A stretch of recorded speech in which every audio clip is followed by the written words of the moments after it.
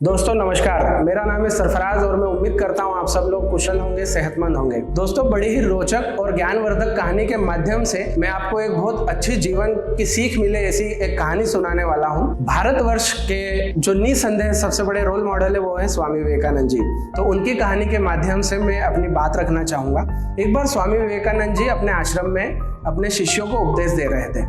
उन्हीं शिष्यों में एक शिष्य बैठा था जो बार बार स्वामी जी की बात को काट के और बीच में ही बोल रहा था कि स्वामी जी मैं बहुत मेहनत करता हूँ, मैं बहुत दौड़ भाग करता हूँ, मैं मेरी जिंदगी में बहुत सारे काम करता हूँ, लेकिन मैं तो सफल हो ही नहीं पा रहा हूँ, मैं तो आगे बढ़ ही नहीं पा रहा हूँ। तो स्वामी जी ने उसे बताया कि ठीक है मैं आपकी बात का जवाब देता हूँ। फिर स्वामी जी उसकी बात का जवाब भी देने लगते थे तो फिर बीच में बोल पड़ता था, नहीं स्वामी जी मैं तो बहुत ज़्यादा मेहनत करता हूँ, मैं तो इतनी मेहनत करता हूँ कि मेरे बराबर तो कोई मेहनत ही नहीं कर सकता है, मैं आगे ही नहीं बढ़ पा रहा हूँ। स्वामी जी उसे फिर समझाने की कोशिश करते लेकिन वो फिर बीच में बोल उठता। इस तरह स्वामी जी अपनी बात को पूरी तरह नहीं कर पा रहे थे। स्वामी जी समझ गए कि इसे जीवन का सबक देना जरूरी है, इसलिए स्वामी जी ने उनसे ये कहा उस शिष्य से जो बार बार बीच में बोल रहा था कि आप एक काम कीजिए, ये कुत्ता है हमारे आश्रम में, इसे थोड़ी देर टहला लीजिए आप।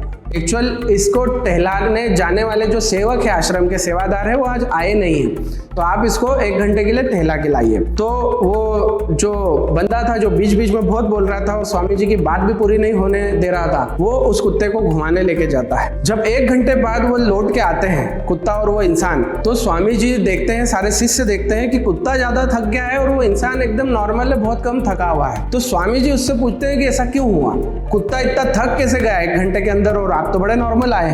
तो आदमी स्वामी जी को ये समझाता है कि स्वामी जी मैं जब इसको घुमाने ले जा रहा था तो जब इसको गली के हर गली के जब कुत्ते दिखते थे तो उनके पीछे दौड़ने लग जाता था, तो मैं इसको फिर वहां से पकड़ के वापस लेके आता था। थोड़ी दूर हम जाते थे, फिर दूसरी गली के कुत्ते दिख जाते थे, ये उन कुत्तों के पीछे फिर दौड़ने लग जाता था, फिर मैं इसको पकड़ के लाता था। इसी कम से कम 12-15 गलियां आई 1 घंटे के अंदर और ये हर गली में कुत्तों के पीछे भागा, मैं इसको हर जगह से पकड़ के लाया। तो जाहिर सी बात है ये दूसरे कुत्तों के पीछे भाग भाग के इसने अपनी ऊर्जा को जो है पूरी तरह खत्म कर लिया।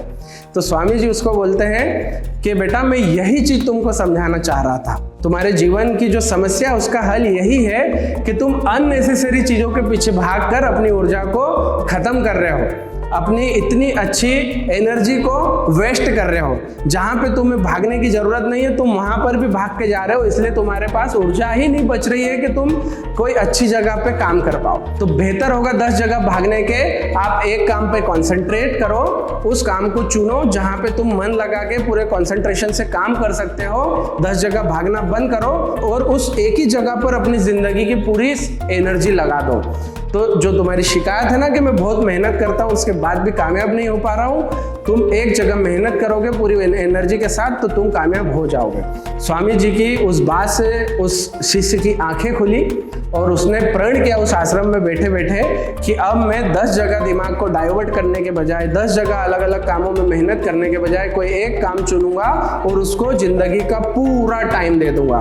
तो दोस्तों स्वामी विवेकानंद जी की कहानी से आज हमने भी ये सीखना चाहिए। आज के युवाओं की सबसे बड़ी समस्या है कि वो भटकते बहुत है, एक जगह पे फोकस नहीं है। पता चला इंजीनियर किया और बैंक के लिए भी अप्लाई कर दिया, MBA किया और किसी और ही फील्ड में चले गए, मतलब फोकस नहीं है, इसीलिए परेशान है। तो कोई एक काम चुने, उस काम में ही पूरी शिद्दत से आगे बढ़े। स्वामी विवेकानंद जी की ये कहानी हमें प्रेरणा देती है कि एक काम को चुनकर हमारे जीवन की समस्त ऊर्जा उसमें लगा देना चाहिए ताकि हमारी कामयाबी मुकम्मल हो सके। धन्यवाद।